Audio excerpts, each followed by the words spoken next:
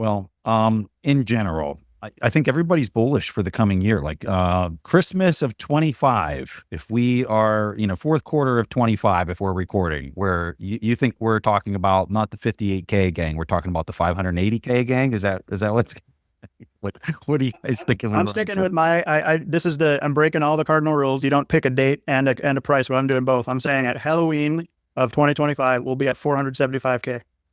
Whoa, that's really, Jeff, I'm surprised you're saying this. Okay. I've been saying this for like a year, though. This is nothing new. Wow. Okay. 475 at Halloween 25. Okay. Joe.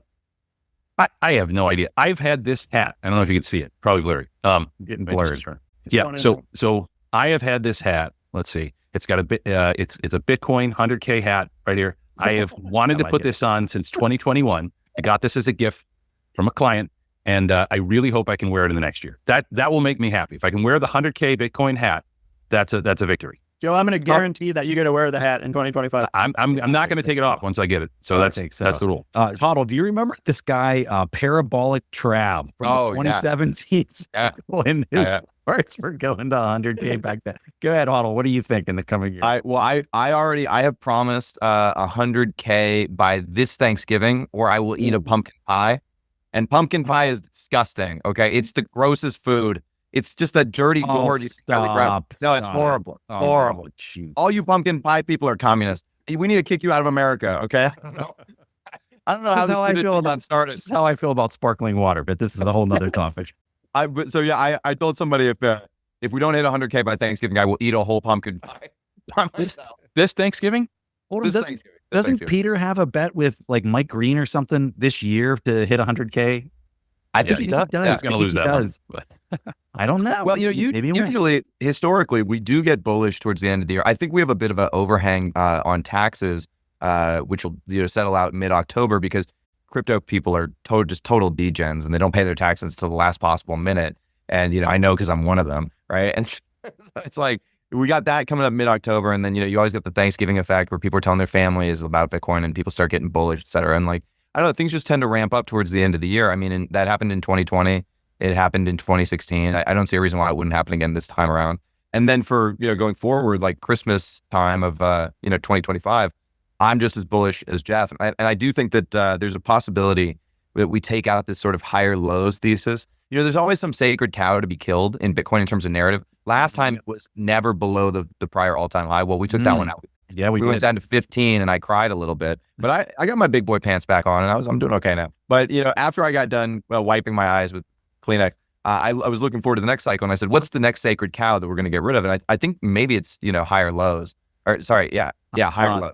Diminishing returns. Yeah. You know what, Hodl? I think you might be right on that one. I hope I am. I would not be surprised if you're right. And so if we do get to a level, let's say, here's how I anticipate it going.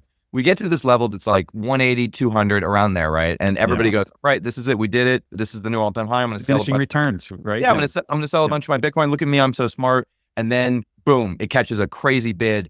It goes up to 500. And then everybody's going, oh my God, I got to get back in. This is going to $1 million. It's got to go to 580. Right. And then once people pile back into the trade, that's when you could get a real crazy purple going up, because that's when you could legitimately take a run at $1 million because, sitting on the sidelines, like if you got out at 180 and Bitcoin goes to 500, you can't sit on the sidelines, especially if you're a long-term hodler. No way. Right. So like, to me, I think if we do take out the diminished returns narrative, we could legitimately take a run at $1 million. And it's either going to be one or the other. We're either going to stick low at like 200 or we're going to $1 million. Well, what do any of you think that there's a possibility that we go higher into the six figures next year and then go higher the following year and then go higher the following year? Because that's usually my base. I mean, when I think about it, that's my base case. I think that people are screwed up from the collapse in the crypto markets, FTX, institutional collapses in 2022, and they believe that the 80% drawdown is guaranteed. I don't expect that this time.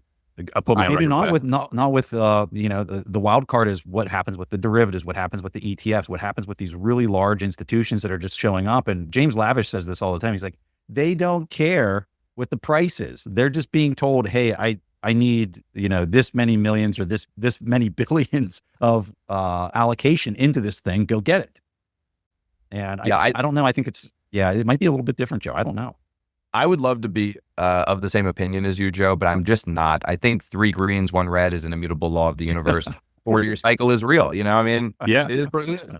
I think, and Joe, to answer your question, if global M2, I'm very simple-minded. If global M2 is still accelerating higher, then I would say it can keep going up in 2026. But I think we're just going to follow the cycle again, and it's going to roll over.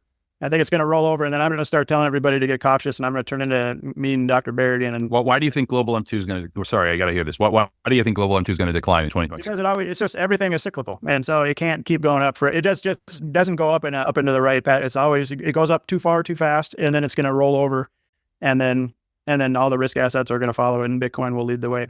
That's what I think. So it's that until you, Doctor. I'm with you, Doctor.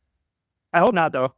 I would love it, Joe, you've talked about this before, and I would love it if it went up to like 75K at the end of this year, and then the end of 2025 was like 120, and then the end of 2026 it was like 150.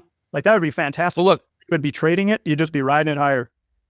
Everybody points to the equity market as being driven by the liquidity cycle, and you had a 20-year bull market in the equity market. Obviously, you have sell-offs and drawdowns, but you have a solid bull market that's continued basically since the great financial crisis. Yeah, but M2 was going up that whole time, Joe.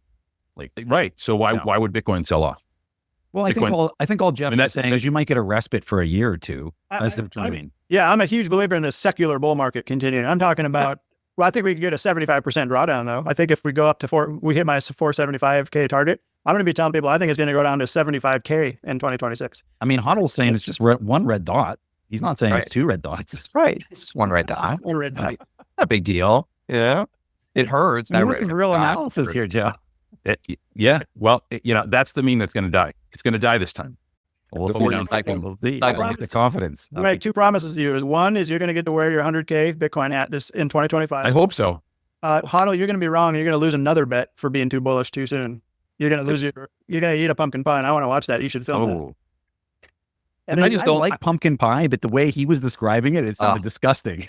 So I like pumpkin pie. My last thing is if we do get 475K in 2025 in the fourth quarter, I am going to be using those options, and I'm going to be buying puts at that point. You know how expensive that's going to be? It will be expensive. That's what I love about options. If it's ripping higher, buying puts is going to be dirt cheap at that moment because everyone's going to be buying calls because they're going to be listening to people saying it's going still there's going to be a lot of all that's priced into that.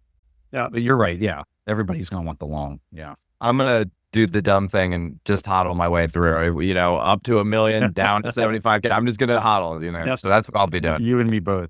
That's what I do personally, by the way. I'm two different people when I'm a fund manager and when I'm just myself. Right. Yeah. All right. Let's wrap right there, guys. I can't thank you enough. This was so much fun. I'm glad we just let our hair down there at the end and just kind of had a little bit of fun. Hodl, where can people find you?